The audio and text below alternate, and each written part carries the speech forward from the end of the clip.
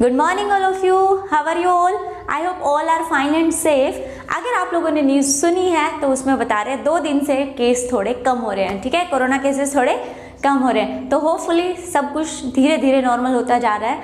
So keep smiling, हमेशा motivated रहिए, ठीक है, डिमोटिवेट होने की ज़रूरत नहीं है क्योंकि धीरे धीरे शायद सब कुछ नॉर्मल हो ही जाएगा और आप फिर से स्कूल जाने लगेंगे, ठीक है। तो चलिए आज के एक्सरसाइज को स्टार्ट करते हैं। आज हम डिस्कस करेंगे 6.2 of chapter lines and angles. So let's start. Question number first क्या है, देखिए, in figure 6.28 find the values of x and y। आपको x एंड y की वैल्यूज फाइंड करनी है and after that show that AB is parallel to CD। AB parallel है CD के। अब कोई भी 2 लाइन्स पैरेलल कब होती है? अगर वहां पे आप कोरस्पॉन्डिंग, अगर वहां पे क्या दिखा दो कि जो कोरस्पॉन्डिंग एंगल्स हैं, ठीक है, कोरस्पॉन्डिंग एंगल्स को इक्वल शो कर दो, ठीक है, कोरस्पॉन्डिंग एंगल्स को इक्वल शो कर दो, या फिर आप शो कर दो कि जो अल्टरनेट एंगल्स हैं, ठीक है, अल्टरनेट एंगल्स हैं उनको क्या दिखा दो कि वो इक्वल हैं, ठीक है, या तो कोरस्पॉन्डिंग एंगल इक्वल है या अल्टरनेट एंगल इक्वल है, या फिर थर्ड क्या बताया था आपको कि आप ये बता दो कि देखो ये कोरस्पॉन्डिंग हो गए, ये अल्टरनेट इंटीरियर, अल्टरनेट एक्सटीरियर, ठीक है। अगर इनमें से कोई भी एंगल्स क्या बता दिए हमने, इक्वल दिखा दिए, तो इसका मतलब क्या है? इसका मतलब है कि वो लाइनें क्या हो जाएंगी? पैरेलल हो जाएंगी। तो चलिए सबसे पहले तो x और y की वैल्यूज फाइंड करते हैं, क्योंकि अगर x और y की वैल्यूज फाइंड कर ली तो देखिए x और y एक दूसरे के क्या है? अल्टरनेट एंगल्स है। अगर ये दोनों इक्वल हो गए, पहले तो वैल्यूज फाइंड करते हैं, देखते हैं इक्वल है या नहीं। अगर ये दोनों इक्वल हो गए इट मीन्स लाइन्स क्या है? पैरेलल। तो चलिए सबसे पहले हम बात करते हैं x की। अब अगर हम देखें 50 प्लस x, अगर हम इस एंगल को और इसको देखें तो दोनों क्या है? एक लीनियर पेयर बना रहे हैं यहाँ पे, ठीक है, लीनियर एक्सिम है। तो हम क्या करेंगे, हम यहाँ पे लिखेंगे angle x plus 50 equals to 180। क्यों है भाई ये इक्वल? क्यों है इक्वल? बिकॉज लीनियर पेयर, ठीक है, क्या बन रहा है यहाँ पे? लीनियर पेयर बन रहा है। ध्यान से देखो भाई, एक स्ट्रेट लाइन है, ठीक है, एक लाइन है ना, और उसके ऊपर ये क्या बना रहा है? एक 2 एंगल्स हैं, तो सम ऑफ 2 एंगल्स, एडजेसेंट एंगल्स ये ना, तो इनका सम क्या होगा? 180 होगा, ठीक है। यहाँ से हमारे पास क्या आएगा? एंगल x आ गया 180 माइनस 50, दैट इज 180 माइनस 50 कितना आ गया? 130 आ गया। 180 माइनस 150 क्या आ गया? 180 माइनस 50 आ गया 130, यानी एंगल x आ गया मेरे पास 130। एंगल x तो मेरे पास आ गया। अब मैं एंगल y को डायरेक्ट नहीं लिख सकती कि एंगल x 130 है, तो ये भी 130 होगा। वो तो तब होता कि अगर ये कहते हैं दोनों लाइनें क्या है? पैरेलल, तब हम बोल सकते थे कि दोनों लाइनें पैरेलल है, तो y क्या हो जाएगा? 130। बट यहाँ पर हमें शो करना है कि लाइन्स क्या है? पैरेलल। तो हम y को कैसे फाइंड करें? अब मैं यहाँ पे लिख सकती हूँ here angle y equals to 130। Angle y कितना है? 130 है। क्यों है बताओ?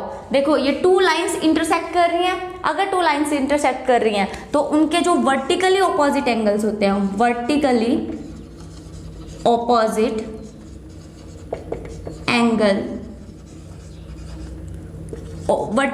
एंगल्स ऑफ 2 इंटरसेक्टिंग लाइंस, ठीक है भाई। Vertically opposite angles of 2 intersecting lines are equal भी लिख सकते हो, आर इक्वल, ठीक है, इक्वल होते हैं, ठीक है। और अगर इक्वल होते हैं तो देखो ये 2 इंटरसेक्टिंग लाइंस है, ये और ये 2 लाइंस है, इंटरसेक्ट करिए किसी पॉइंट पे, तो जो वर्टिकली ऑपोजिट एंगल होगा वो क्या होगा? इक्वल।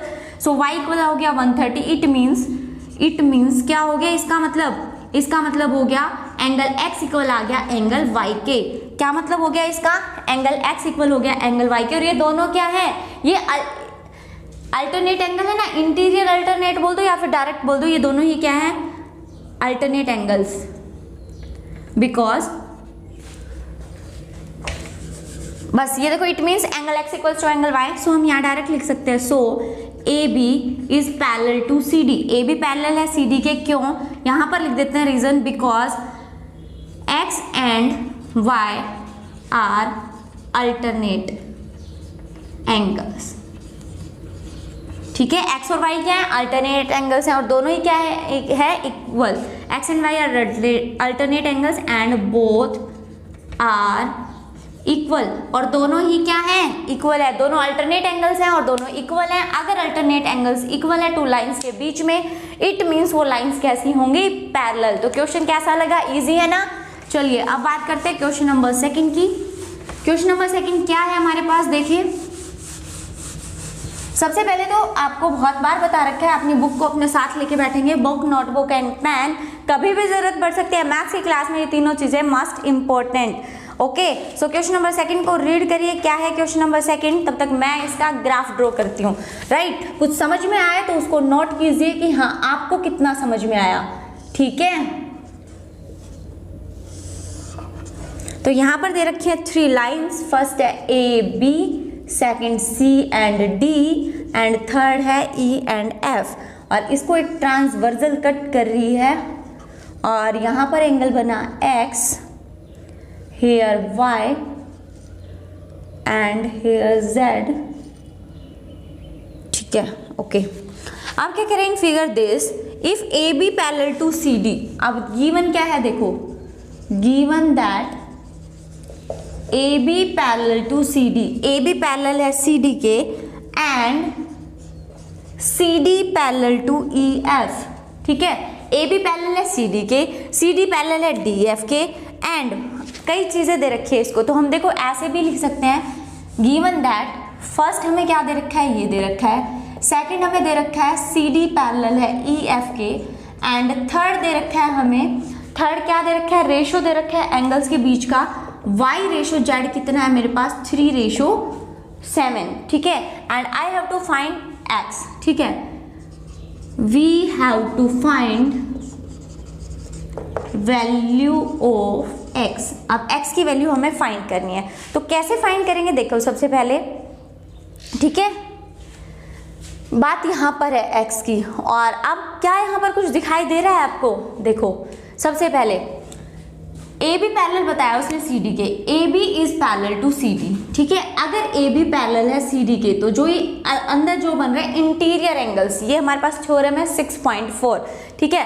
थ्योरम 6.4 को जैसे ही आप पढ़ोगे तो वहाँ पे आपको पता चल जाएगा कि क्या, कि जो अल्टरनेट इंटीरियर एंगल्स होते हैं, देखो मैंने आपको पहले भी बताया था, इस टाइप के जो क्वेश्चन हैं उनके अंदर हम एक से ज़्यादा मेथड यूज कर सकते हैं, क्योंकि पेयर एक से ज़्यादा बन सकते हैं। अब यहाँ पे क्या है, ये भी बन सकता है, यहाँ पे मैं ये वाला एंगल भी ले आऊँ, या यहाँ पे ये वाला भी आ जाए, है ना। तो क्या करेंगे हम, इस टाइप से कई क्वेश्चंस को किसी भी तरीके से कर सकते हैं। यहाँ पे देखा y रेशो z, y और z का जो रेशो है वो कितना है, 3:7 है, ठीक है।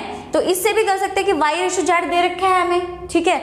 अब y और z के अंदर क्या कोई रिलेशन है, देखो y और z के अंदर क्या रिलेशन हो सकता है, अगर मैं इसको, इस एंगल को यहाँ बनाऊं तो ये और ये इसके क्या हो जाएंगे, इक्वल, क्योंकि क्या है, कोरस्पॉन्डिंग एंगल्स हैं, है ना। तो ये कोरस्पॉन्डिंग एंगल्स है, ये दोनों इक्वल होंगे, और अगर ये इक्वल होंगे तो 180 से सब्ट्रैक्ट कर सकते हैं। चलिए पहले बात करते हैं एंगल x की, ठीक है। अब एंगल x को कैसे फाइंड करेंगे, तो सबसे पहले देखिए angle x plus angle y equals to 180 degree.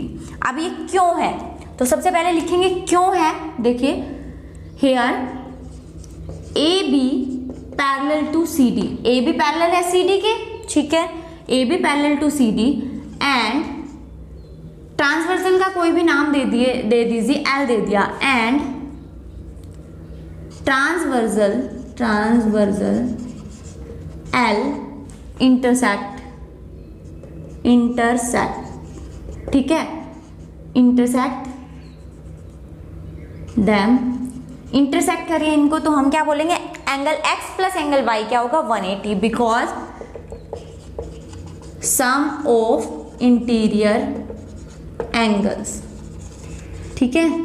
Some of interior angles कितना होता है, 180 डिग्री। तो यहां से मैं क्या बोल सकती हूँ कि जो एंगल x है वो क्या है, 180 degree minus angle of y है भाई। यहाँ से एंगल x क्या है, वो है 180 degree minus angle of y।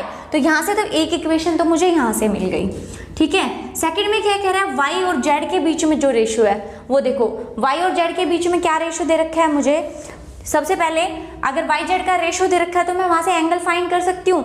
y और z का रेशियो दे रखा है 3:7, देखो रेशियो इज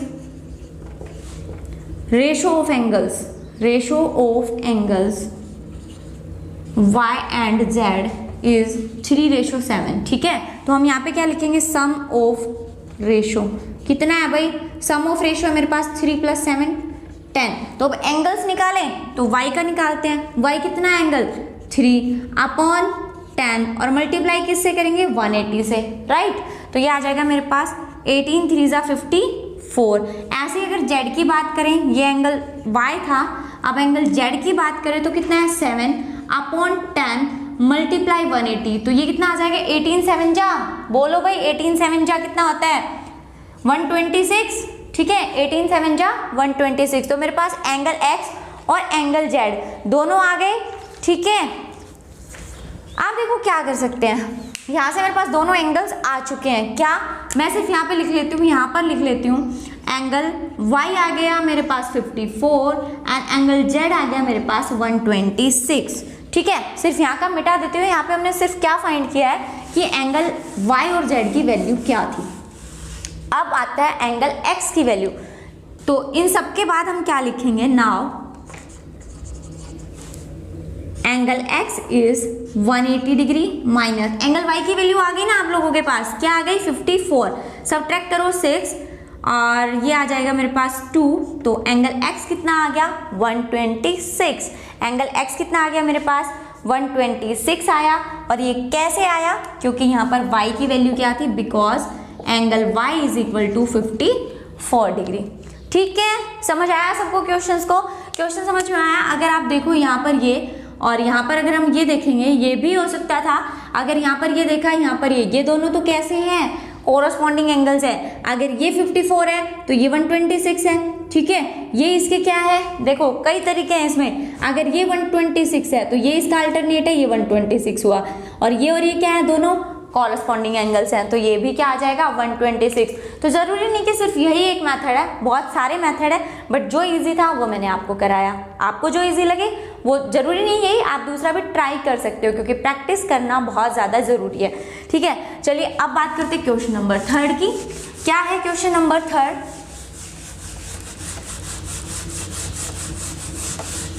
देखिए क्वेश्चन नंबर 3 हमारे पास है,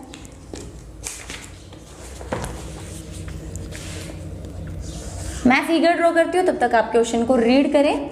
सो 2 पैरेलल लाइंस हमें दे रखी है and EF is perpendicular to CD, E and F is parallel to CD and angle GED, ठीक है, एंगल GED ये थी AB, ये थी CD, ठीक है, और एंगल GED दे रखा है मेरे पास 126, GED यानी ये जो एंगल है पूरा ये 126 है, ठीक है। अब आपको फाइंड करना है एंगल AGE, तो सबसे पहले लिखते हैं क्या हमें गिवन है, क्वेश्चन नंबर 3 गिवन दैट,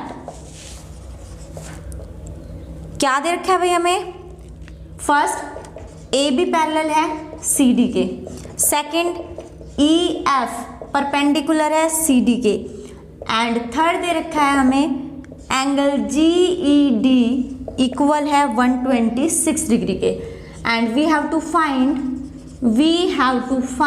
क्या फाइंड करना है, फर्स्ट फाइंड करना है एंगल AGE, सेकंड फाइंड करना है एंगल GEF और थर्ड फाइंड करना है FGE। तो देखिए सबसे पहले कैसे फाइंड कर सकते हैं, पहले उन एंगल्स को टिक कर लेते हैं जो हमें फाइंड करने हैं। सो जो दे रखा था वो तो देखो ये क्या है, AB CD के पैरेलल है, ठीक है, EF परपेंडिकुलर है, EF परपेंडिकुलर है CD पे, अगर ये परपेंडिकुलर है तो यहाँ पर कितने डिग्री का एंगल बनेगा 90 डिग्री। अब ऑब्वियस सी बात है परपेंडिकुलर है तो ये दोनों ही एंगल, ये भी 90 और ये भी 90 डिग्री ही होगा, ठीक है, बट उसने ये वाला मेंशन कर रखा है, अगर इसकी जरूरत पड़ेगी तो हम खुद से लिख सकते हैं, ठीक है। नेक्स्ट कह रहा है GED यानी ये जो पूरा एंगल है वो कितना है 126। फाइंड क्या करना है एंगल AGE यानी एक तो ये वाला एंगल फाइंड करना है, ठीक है, ओके। सेकंड कह रहा है GEF यानी हमें ये वाला एंगल फाइंड करना है, ठीक है, ये वाला। नेक्स्ट कह रहा है FGE ये वाला एंगल फाइंड करना है, ठीक है। तो चलिए देखिए सबसे इजी तो कौन सा है, बताइए सबसे इजी वाला एंगल कौन सा है, तो सबसे इजी तो है AGE, सबसे इजी कौन सा एंगल है AGE है, क्यों है? तो सबसे पहले जो हमें ऑलरेडी खुद से ही पता है वो लिखते हैं। So first here angle AGE equals to angle GED, ठीक है, GED ऑलरेडी गिवन है। Here angle AG equals to angle GED, ये वाला एंगल इसके इक्वल है। क्यों इक्वल है ये मुझे जल्दी से बताइए, क्यों इक्वल है? बिकॉज ये कैसे हैं? अल्टरनेट एंगल्स हैं, right, because alternate angles. Reason मैंने लिख दिया है, ये कैसे एंगल्स हैं? अल्टरनेट एंगल्स है। और अल्टरनेट अगर टू लाइंस पैरेलल हैं, अगर टू लाइंस पैरेलल हैं तो उनके जो अल्टरनेट एंगल्स बनेंगे वो कैसे होंगे? इक्वल। अल्टरनेट एंगल्स इक्वल होंगे तो ये एक ट्रांसवर्सल कट कर रही है, आप ये लगा सकते हो इसको, ठीक है, ये ट्रांसवर्सल ही तो है, तो ये क्या कर रही है? इसको कट कर रही है, तो इसका जो अल्टरनेट एंगल बनेगा ये और ये क्या होगा? इक्वल। सो AG इक्वल है GED के, और हमें पता है GED कितना है? GED है 126, इसका मतलब AGE कितना हो गया? 126 लिख दो, बिकॉज एंगल GED का मेजरमेंट कितना है? 126, और अगर ये 126 है तो सिंपल सी बात है AGE कितना होगा? एंगल AGE का मेजरमेंट 126, ठीक है। तो ये तो फर्स्ट पार्ट तो अपने आप हो गया, ठीक है। चलिए सेकंड बात की बात करते हैं, सेकंड पार्ट की, GEF। तो GEF कैसे फाइंड कर सकते हैं? तो ये भी बिल्कुल इजी सा है। कैसे? देखिए GEF ये है, ठीक है। हमें देख ये पूरा एंगल 126 है, राइट, ये पूरा एंगल कितना है? 126, और इतना एंगल कितना है? 90, है ना। पूरा एंगल 126 है, बट इतना तो ये कह रहा है यहाँ तक तो 90 है, तो अगर इस पूरे एंगल में से 90 को सब्ट्रैक्ट कर दे तो हमारे पास GEF बचेगा, राइट। तो हम क्या लिखेंगे सेकेंड पार्ट के लिए? क्या लिख सकते हैं? देखिए हमें चाहिए angle GEF। Here we know, आप लिख सकते हो वी नो एंगल GEF, ठीक है। एंगल जो GEF है उसको मैं कैसे लिख सकती हूँ? एंगल GED, ठीक है। एंगल GED मुझे ऑलरेडी गिवन था, okay. Angle GED minus angle FED, ठीक है। ध्यान से देखना भाई क्या बोल रही हूँ मैं कह रही हूँ एंगल GEF, ये वाला एंगल कितना है? अगर मैं इस कंप्लीट एंगल में से ये 90 डिग्री का एंगल सब्ट्रैक्ट कर दूं तो मेरे पास क्या आ जाएगा? GEF आ जाएगा। तो इसका नाम लिखना जरूरी था, मैंने लिख दिया GED में से सब्ट्रैक्ट कर रही हूँ FED को, तो मेरे पास सिर्फ यही तो एंगल बचेगा, ठीक है। और FED मुझे पता है कितना है, एंगल GED भी पता है मुझे, एंगल GED है 126 और एंगल FED कितना है? 90 डिग्री। तो सब्ट्रैक्ट करो, कितना आया? 636। तो एंगल GEF कितना आ गया मेरे पास? आ गया angle GEF, so angle GEF equals to 36 degree. तो ये भी आ गया, ये वाला एंगल कितना है? 36 डिग्री, और ये वाला एंगल अभी आया था हमारे पास 126 डिग्री, ठीक है। तो कुछ समझ में आया? क्वेश्चन समझ आया? अब बात करते हैं थर्ड की, FGE। अब FGE कैसे निकालोगे? FGE, क्या यहाँ पर भी कोई एंगल बन रहा है? बनेगा, देखो कैसे बनेगा, यहाँ पर भी बन सकता है। आप ये वाला एंगल इसके अल्टरनेट निकाल लो तब भी बन जाएगा, या फिर हम क्या करेंगे? देखिए थर्ड ऑप्शन क्या है, यहाँ पर एक लीनियर पेयर बन रहा है, राइट, बन रहा है। तो चलो उसी से सॉल्व करते हैं इसको। लीनियर पेयर बन रहा है यहाँ पे, so we know angle AGE plus angle, ये क्या निकाला? ये वाला एंगल का क्या नाम था? EGF। क्या फाइंड करना था हमें? FGE, angle FGE। भाई जैसे नाम दे रखे ना वैसे ही पढ़े, FGE। मैं इसको EGF पढ़ रही थी। देखो एंगल को पढ़ने के दोनों तरीके, FGE भी पढ़ सकते हो, EGF, लेकिन जो हमें क्वेश्चन में गिवन होगा हमें तो वही फाइंड करना है, तो उसी के अकॉर्डिंग लिखेंगे FGE। तो मैंने ये लिखा, और इसको मैं लिख रही हूँ 180 डिग्री। क्यों? बिकॉज लीनियर पेयर, क्या है ये? लीनियर पेयर है, ठीक है, लीनियर पेयर है, ठीक है। तो ये हो गया angle AGE plus angle FGE। अब AGE का मुझे पता है मेजरमेंट 126 है, angle FGE equals to 180 degree. तो यहाँ से एंगल FGE कितना आ गया? 180 माइनस 126, और 180 माइनस 126 कितना हो गया? 5, ठीक है। तो कितना हो गया? 54 डिग्री। तो ये आ गया मेरे पास एंगल FGE। अब इसको ध्यान से एक बार दोबारा पूरे क्वेश्चन को समझो कि क्वेश्चन एक्चुअल में था क्या। क्वेश्चन था कि ए बी पैरेलल है सी डी के, ठीक है, क्या दे रखा था, ए बी पैरेलल है सी डी के, फिर बोला ई एफ जो है वो परपेंडिकुलर है किस पर, सी डी पर। अगर ई एफ परपेंडिकुलर है सी डी पे then this angle is 90 degree and this is also 90 degree angle, ठीक है। उसके बाद एक एंगल हमें दे रखा था, क्या, GED, ये वाला एंगल हमें दे रखा था कितने डिग्री का, 126 का दे रखा था। हमें फाइंड करना था कि ये वाला एंगल, एक ये वाला एंगल और एक ये वाला एंगल, ठीक है। तो ये एंगल तो हमें साफ पता चल रहा है, ये इसका क्या है, अल्टरनेट। अगर टू पैरेलल लाइंस है, ठीक है, टू पैरेलल लाइंस है, उसको कोई ट्रांसवर्सल कट कर रही है तो वहां पर ये अल्टरनेट एंगल्स बनेंगे और अल्टरनेट एंगल्स क्या होंगे, इक्वल होंगे अगर लाइंस पैरेलल है तो, ठीक है। तो इस वजह से ये वाला एंगल इसके इक्वल हो गया, तो ये तो हमें डायरेक्ट मिल गया था ये वाला एंगल, ठीक है, 126 डिग्री। अब बात की हमने इस वाले एंगल की, अब मुझे ये वाला एंगल तो गिवन है 126 डिग्री और ये मुझे पता है कि ये कितना है, 90 डिग्री। तो अगर मैं इस कंप्लीट एंगल में से इस 90 डिग्री को सब्ट्रैक्ट करूंगी तो मेरे पास ये एंगल बचा, ओके। तो ये ठीक है, ये एंगल बचा, तो मैंने क्या किया, इस पूरे में से इसको सब्ट्रैक्ट किया और ये वाला एंगल भी फाइंड कर लिया। तो सेकेंड एंगल मेरा यहाँ से आ गया।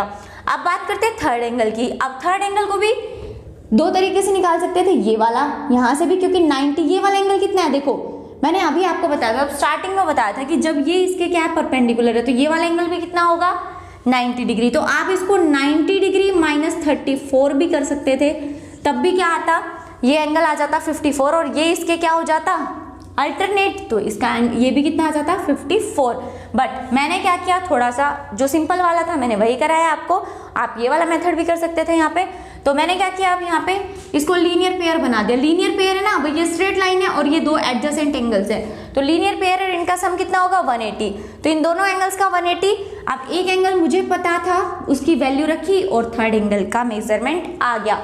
तो ये थे क्वेश्चन नंबर 3, 1 to 3, ठीक है। आई होप यहाँ तक आपको कोई भी प्रॉब्लम नहीं होगी। अगर प्रॉब्लम है तो कमेंट करके बताएं, आपको उसका सॉल्यूशन मिल जाएगा, ठीक है। तो चलिए आज बस इतना ही करते हैं, नेक्स्ट पार्ट में नेक्स्ट क्वेश्चंस को डिस्कस करेंगे। तब तक घर पे रहे, सेफ रहे।